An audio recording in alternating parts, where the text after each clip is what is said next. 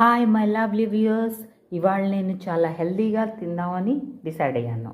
So కొంచెం పప్పు చేశాను. దిస్ ఇస్ పెసరపప్పు అండ్ లిటిల్ రసం and little ghee and little మీగడ పెరుగు అండ్ హాట్ రైస్ అండ్ కాకరకాయ కూరని సెలెక్ట్ చేసుకున్నాను హెల్తీగా తిందామని. దీంట్లో చేదు ఉన్నట్టే నేను ఫ్రై చేసుకున్నాను. ఆయిల్ తక్కువ వేసి చేదుగా ఉన్నట్టే మనం తినాలి. కొంచెం పెరుగన్నంలోకి నక్క దోసకాయ పచ్చడి అనమాట. ఐఎమ్ సర్వింగ్ హాట్ పప్పు కూడా జస్ట్ ఉడికించాను, అంతేనండి. ఉడికించేసి కొంచెం సాల్ట్ వేసాను, అంతే. నెక్స్ట్ కొంచెం కాకరకాయ కూర.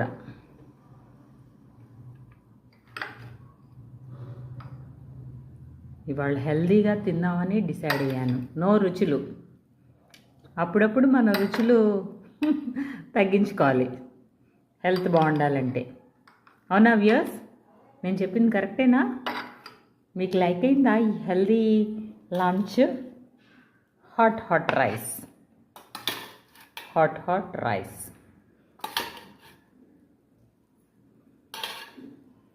కొంచెం రసము అండ్ కర్డ్, కొంచెం మీగడ పెరుగు తీసుకున్నాను. బాగుంటుంది కదా, చక్కగా హెల్తీగా మీల్ తిన్నప్పుడు మీగడ పెరుగు అండ్ కొంచెం కారంగా నక్క దోసకాయ పచ్చడి తింటే బాగుంటుంది.